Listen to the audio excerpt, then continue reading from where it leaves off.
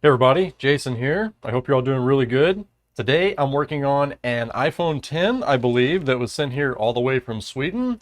This was sent here for data recovery after being ran over by a car. Hi, I am from Sweden. I just recently saw your videos on YouTube and you really are my last chance of hope. Yesterday, the 19th of April, my iPhone 10 got ran over by a car and was obviously destroyed. I went to Apple, who said it was unfixable, of course, and wouldn't even try to help at all with any kind of repair. My problem is that I don't have enough iCloud space to have backed up for the 10 years of my life I had on the phone, and I recently formatted my computer, which erased my backup. The screen is ripped off, and the rest I can't tell if it's good or not. When I plug the phone into my computer, there's no pop-up saying it's connected, so I don't know if it's just the screen and the battery that needs replacement, or if it's more than that. I don't need the phone to be able to use as normal since I have ordered a new one, but I just can't stand losing 10 years of my life. So my question is it possible for you to repair, if needed, the phone just enough to recover my data? Apps too, if possible, like a normal backup? Well, I'm gonna have to say, at first glance, I mean, I'm peeking down in here and it really just does not look good. So let's just bring you right on down in here with me, shall we? And see what this looks like coming out of the envelope. Dun da da da. Oh boy. That's can you imagine the look on the employee at the Apple Store's face whenever this feller wanted them to repair this? So that is actually significantly bad, and it's not bad from bad packaging. You know, it's bad, more likely to be bad from getting ran over by a car. Honestly, if it was me, I wouldn't have taken very much time to package this as well, because what carrier, what postman could possibly do more damage than this? Challenge accepted, right? What else do we have here in this padded thing? We have a replacement screen. Oh man, this guy, he was really hoping, but I'm thinking not. Ooh, we've got a battery thrown in there nicely with, chunks of metal shards and things. Hi, Jason. Thanks once again for giving me a chance to fix my phone. I appreciate it more than words can describe. I ordered a screen and battery to try and fix it myself, but then I came across your YouTube channel, so I'm sending those to you, which you can use if it's any good. I don't want to be the guy who changes everything, but if it's possible for you to even check it, could you repair the phone enough to use the iPhone's own data transfer, which works when you put your old phone next to your new one? If it's not possible, I'd like to receive a backup like requested first. Sorry for changing things afterwards, and sorry for the bad handwriting as well. Ooh, wow, look how flimsy it is without the front or back glass. I'm not putting any effort into this at all. Just look at how flimsy that is. All right, so let's go ahead and get the screen out of this thing. I am dang pleased to say that it does have 2 pentalobe screws in it, so I'm gonna say nobody has been inside here working on it just yet. And let's just see if we can pop the screen assembly off here. So there we go. I want to be real careful not to break anything. Open it up here nice and pretty. Almost there. All right, here we go. Let's open the phone up and see what it looks like inside. Ching! You know, this phone looks like it's been ran over by a car. We've got all of these screws out of there. Let's pull the retaining bracket off of here. And then we are going to carefully disconnect the battery. Let's get the screen assembly out of our way. And then again, we want to be really careful not to damage it. These OEM iPhone 10 screens, these can be pretty hard to come by, so we're going to put this in a safe place. Now, the big question here is, how damaged is this logic board? We know that it's damaged because the SIM tray is physically smashed right here, so that is not good. All right, just 3 more screws, and the board will come out of this phone. 1, 2, 3. And then we'll get this goofy little bracket thing out of the way. Wait a minute. Did I just forget to remove the SIM card? Surprising that came out. All right, I've got everything disconnected here. I've got the SIM tray out of it. Glass everywhere. Oh, almost forgot to unhook the antenna cable. So we'll disconnect the top antenna flex here, which is up under there. And now the plan is to carefully remove the logic board and see what our odds of recovery are here. I hope the CPU is not damaged. So in order for this to be recoverable, we need to have a good NAND, which is right here. This is that's the chip that stores all the data. We also need a good CPU, which is directly on the bottom side of that. Also for recovery, we need to have good logic EEPROM. But then lastly, at some point in time, the software changed. And now in order to get data, we also need the NFC IC, which is part of the bottom logic board. Now, this board may not be that bad off. Like, this might be one that I can just get up and running.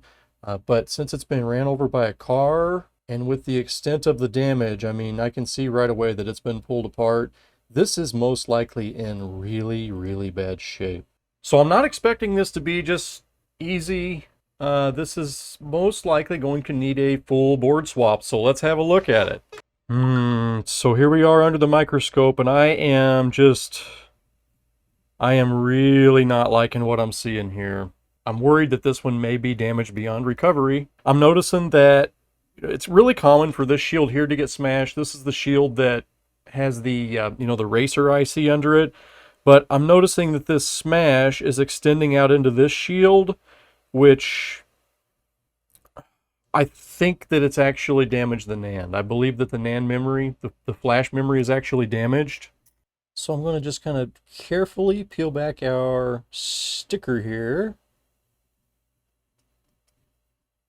and see what this looks like underneath. If the NAND is damaged, that is the end. We can go no farther.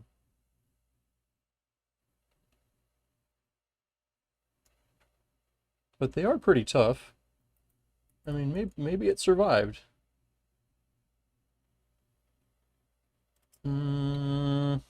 No, this really does not look good. All right, so back under the microscope here, what I initially thought was crush damage here on the edge of the NAND, it's actually just my little piece of sticker sticking up over it.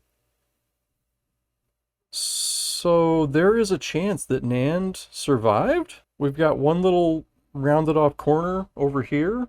There is still a chance that this could be recoverable. I don't think it's worth attempting to recover it on this, this exact logic board. Like, I think this one does need a full swap. But if that NAND is not busted, I will proceed. And it looks like the NAND is not busted. It looks like this is, it looks like this is viable. So let's go ahead and get us a little sliceroo here.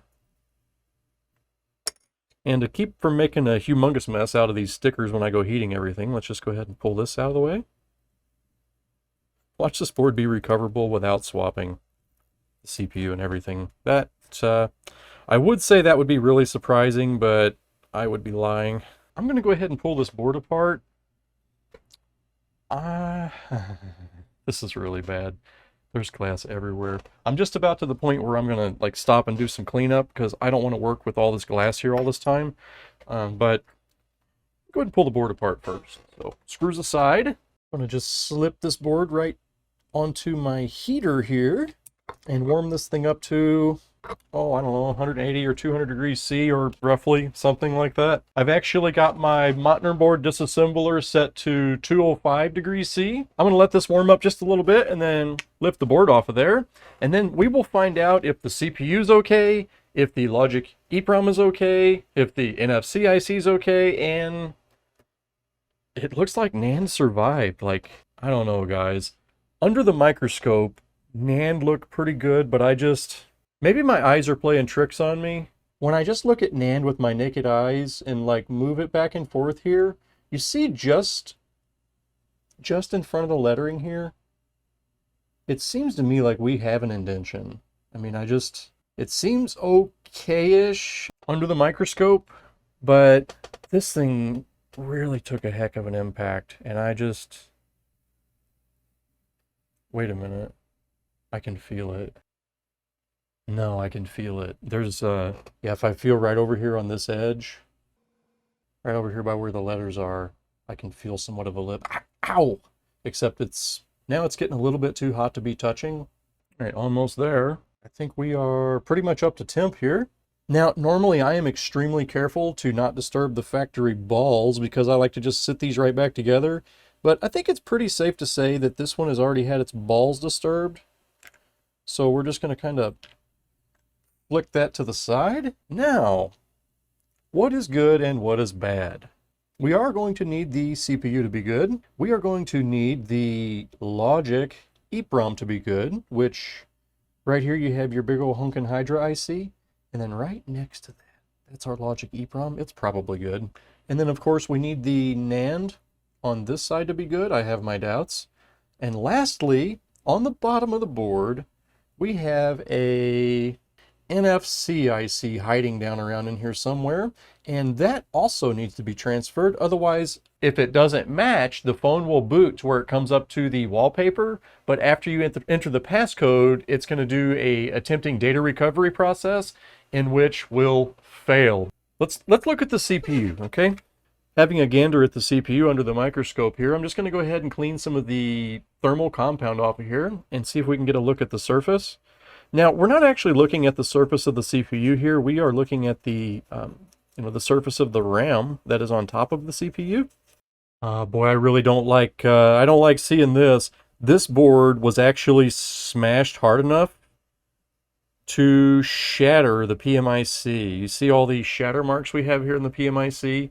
That impact, that actually had to come through the top of the board and out through the bottom. And so we have an ugly crack here, guys. We actually have two ugly cracks. And I'm normally pretty excited to talk about cracks, but this is somebody who watches my channel, and he was really hoping that I could save this for him. We have two cracks. We have one right here. It looks like it goes all the way down beyond the CPU.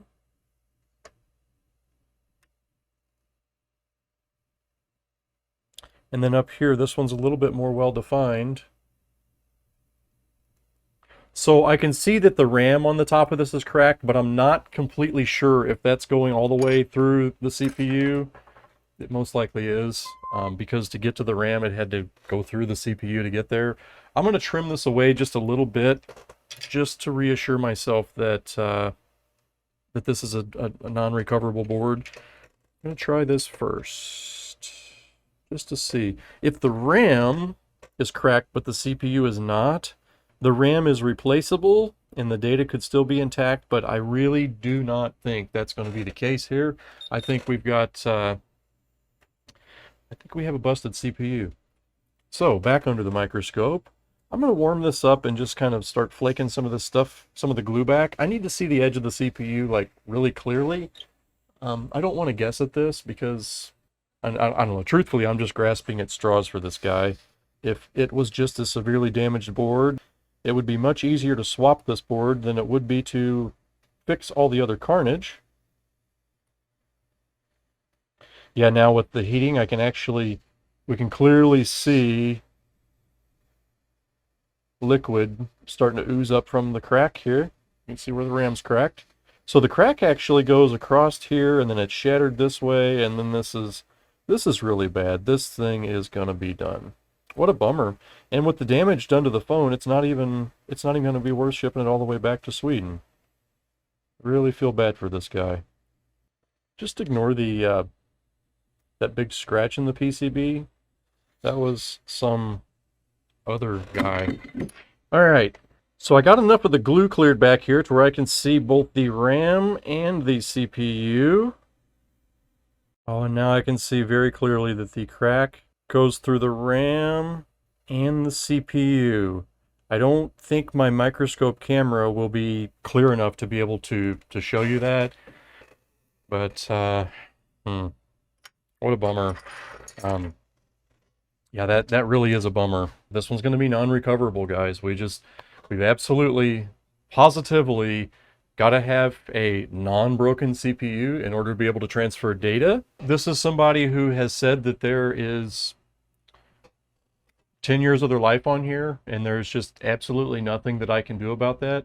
So for everybody that is watching this video, if you would like to not lose your data and not need to send things off for data recovery, just go into your settings and like tick on the iCloud and, you know, pay them $2 or $3 a month or something so that there's enough storage space to hold everything. You can also install like Google Photos, Google Drive, and for a very small amount of money, they'll, you know, keep everything backed up off-site. It's actually really easy to keep everything backed up. And personally, I do not, I mean, do not trust Apple devices with my data. I don't use an Apple phone as it is now, but whenever I was using an Apple phone, you know, there's always this slight little fear that one day it's going to show you an Apple logo and then nothing, and then an Apple logo and then nothing. It's there's literally dozens of things that cause these phones to not start up, and the bottom line on many of them winds up being